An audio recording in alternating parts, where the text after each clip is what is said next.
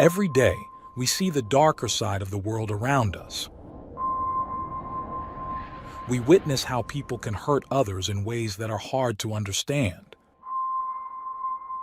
It's a sad part of life, but it's something we can't ignore. As someone who dives into the world of crime, I'm here to share the most shocking stories and try to understand what drives people to do such things. I'm Michael, and today, I've got another unreal true crime story for you. It was a calm February night in Albuquerque when everything changed for the Otero family. What started as a normal evening quickly turned into a nightmare. Nicholas Otero had been chatting with a girl online, not knowing that meeting her in person would lead him into a dangerous trap.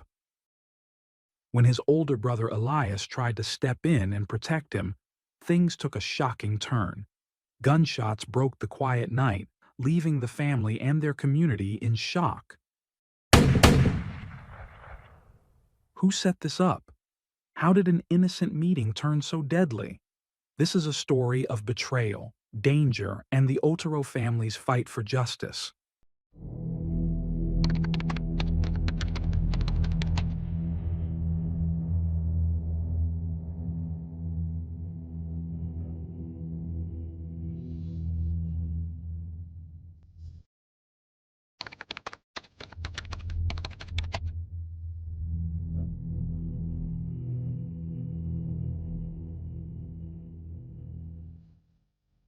Elias Otero was born on November 19, 1996, in Albuquerque, the largest city in New Mexico.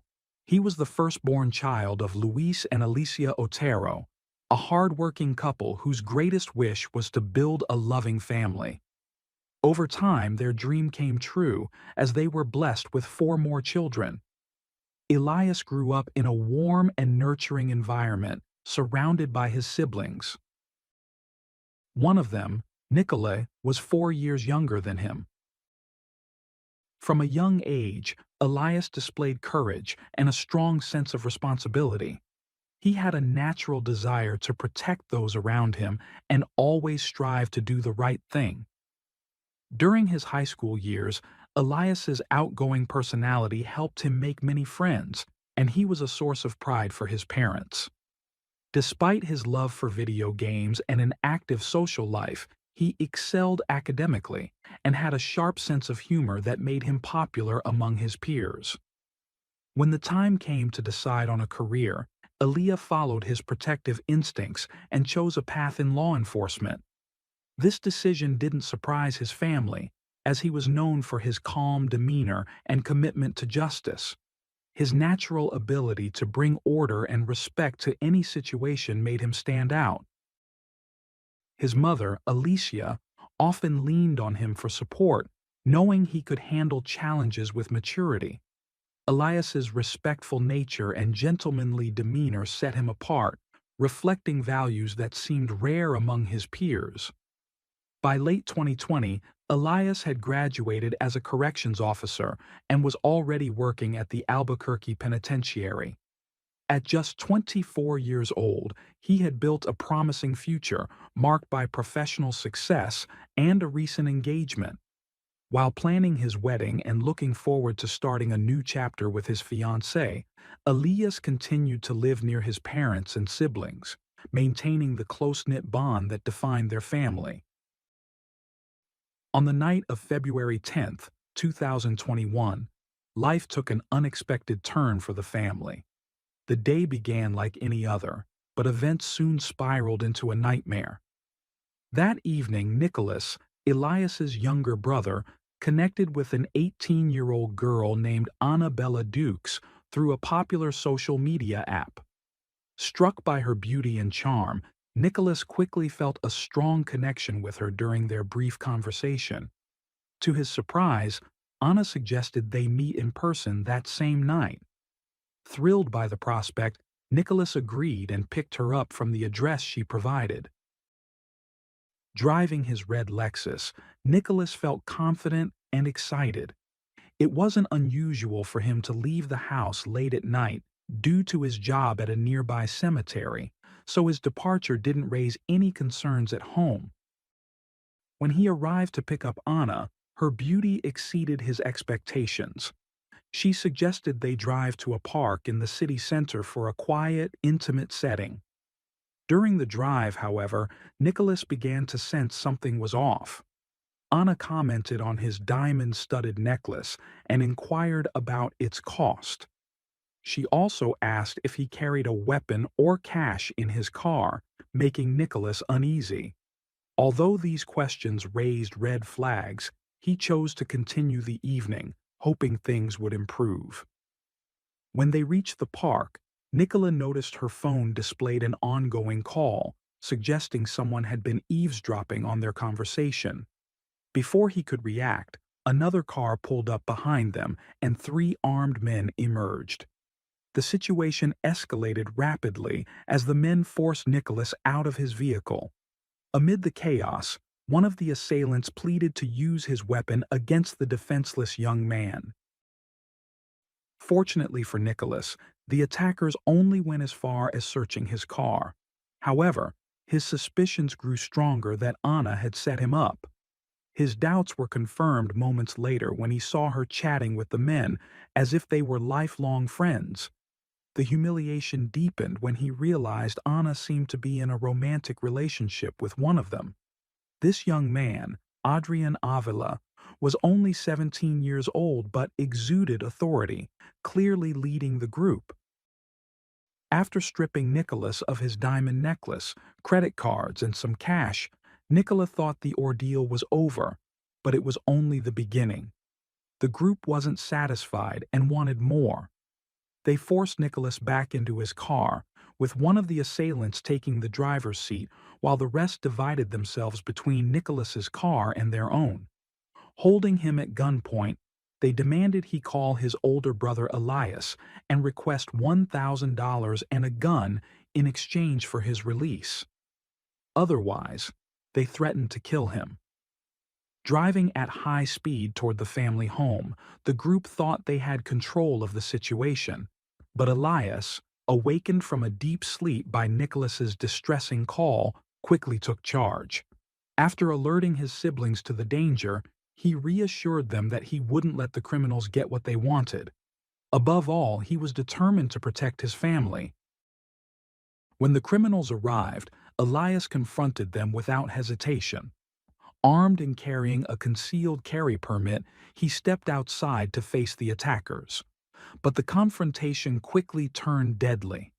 According to later investigations, Adrian acted faster than Elias could react, firing his weapon and fatally wounding him.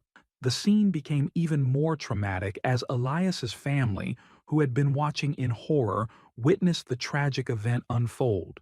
The attackers fled the scene, 2 on foot and 2 in the car, while Nicola used the chaos to escape and seek safety.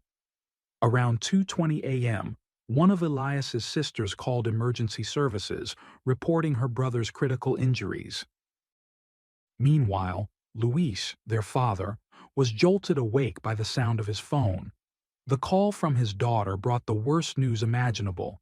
Stricken with grief, he struggled to explain the situation to Alicia, Elias's mother, who was devastated.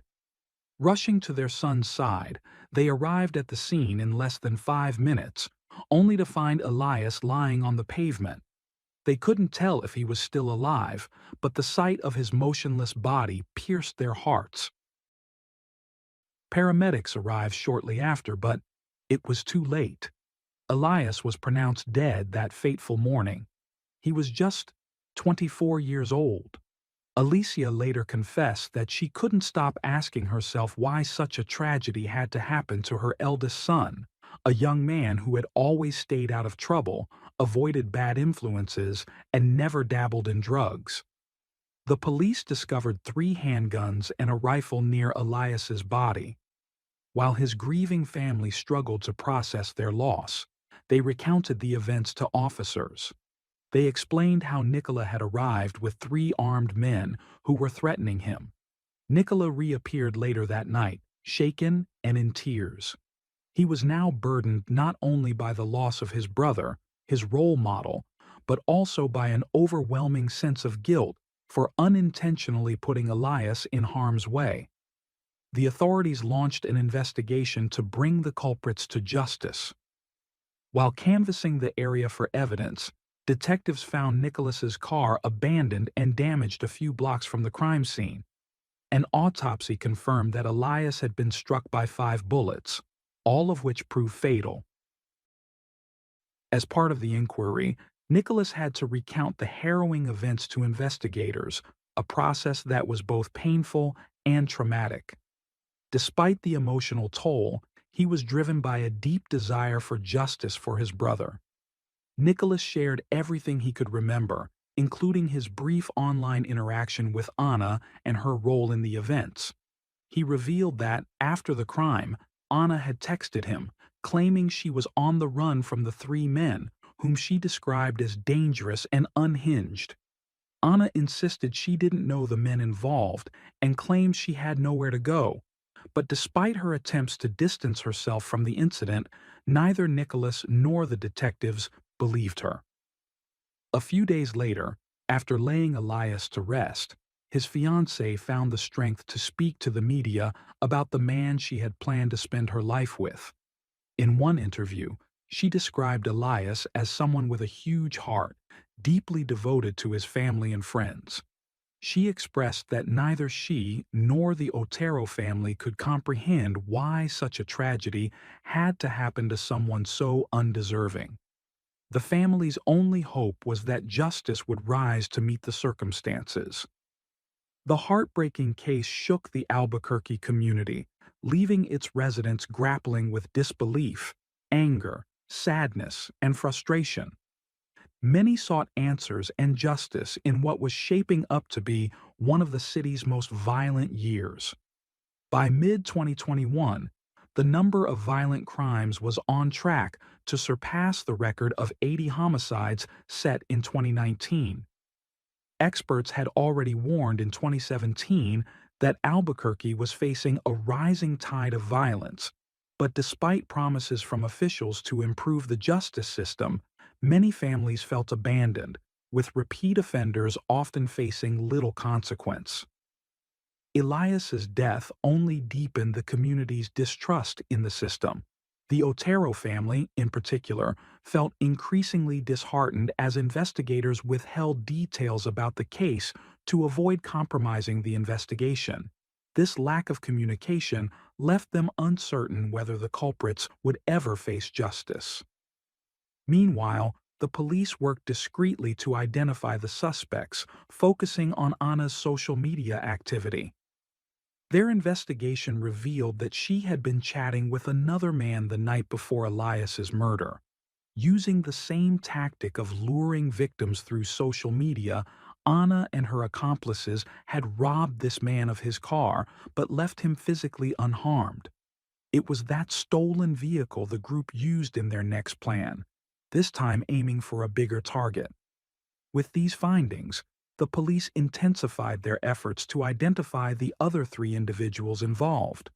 The first to be apprehended was Adrian. Evidence pointed to his central role in the crime, and his past made matters worse. Adrian was no stranger to law enforcement, having been implicated in a 2020 homicide where a 16-year-old boy was fatally shot. Despite the severity of that case, a judge had released Adrian on bail, requiring only that he wear a GPS monitor. In December 2021, just before Christmas, a warrant was issued for Adrian's arrest. On December 27th, he turned himself in and was charged with open murder, kidnapping, 2 counts of armed robbery with a deadly weapon, evidence tampering, and conspiracy to commit first-degree murder. After Adrian's initial court appearance, Alicia told a local news station that the family was relieved by the case's progress. She recalled how she and her husband couldn't hold back their tears upon learning of Adrian's arrest. Alicia shared that during her son's funeral, she had promised to fight for him, and that promise had become her strength and reason to carry on. As for Anna, she remained at large. The Albuquerque Police Department circulated her photo, asking the community for help locating her. While Anna appeared smiling in the picture, her legal troubles were mounting, and her role in the crime made her a wanted figure. Alicia made a public plea, urging anyone who spotted Anna to contact Crime Stoppers, a community program that allows people to provide anonymous tips about criminal activity. She described Anna as dangerous and a threat to society. In response, the organization offered a $2,500 reward for information leading to Anna's arrest. Meanwhile, the police withheld the identities of the other two suspects and did not issue warrants for their capture. It wasn't until late January 2022, about a month after Adrian's capture, that authorities located and arrested Anna. The young woman faced multiple charges, including open murder, kidnapping, 2 counts of armed robbery, evidence tampering, and conspiracy. She was held in a detention facility without bail. A local news outlet reported that law enforcement was still searching for a third suspect. Following Anna's arrest, Alicia once again appeared on television, reaffirming her hope for justice in her son's case. However, despite the progress, Alicia believed a crucial battle remained, advocating for stricter laws in New Mexico.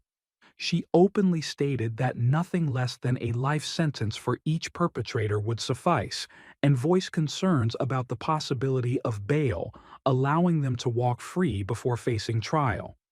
To find solace and a sense of purpose, Alicia connected with other mothers who had also experienced the unimaginable loss of a child to violence. These women met regularly, offering each other support and brainstorming ways to combat community violence.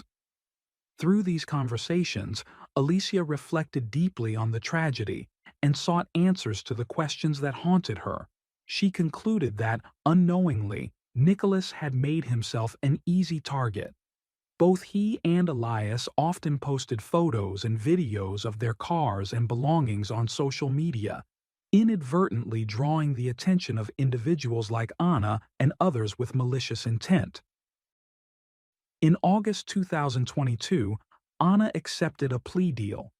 During a virtual hearing, she pleaded guilty to aggravated armed robbery with a firearm, conspiracy, and other charges. In exchange, the charges of murder and kidnapping were dropped. Under the terms of the agreement, Anna was sentenced to serve between 5 and 15 years in prison. Adrian, on the other hand, pleaded not guilty to all charges during his own virtual hearing. Alicia and Luis expressed their devastation to the media, describing how the overwhelming evidence against Adrian made the judge's decision even more incomprehensible. They feared for their safety and that of their remaining children with Adrian free in the community. However, the prosecutors appealed the ruling, and, much to the relief of the Otero family, the state's Supreme Court ultimately overturned the judge's decision. In the spring of 2024, Adrian accepted a plea deal for both the 2020 and Elias's 2021 cases. During a courtroom hearing, he pleaded guilty to both crimes. Prosecutors revealed that his accomplices from both incidents, including Anna, were prepared to testify against him. Anna, as it turned out, had orchestrated the robbery involving Nicholas and Elias, though authorities clarified she had been under Adrian's influence and control. Adrian was confirmed as the leader of the group. Before his sentencing, Adrian apologized to the victims' families, but the judge handed down a 29-year prison sentence. As for the other suspects, no significant updates have emerged as of this writing. Despite the convictions, Alicia and Luis continue to mourn the absence of their son. They often reminisce about his love for spicy wings and barbecue sauce, moments that now bring bittersweet memories.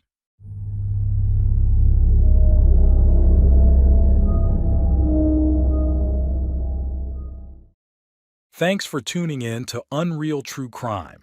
If you're intrigued by mysteries from around the world, check out our new channel, Latin Crimes, where we dive into the gripping true crime stories of Latin America. Don't miss out. Subscribe now for more thrilling investigations.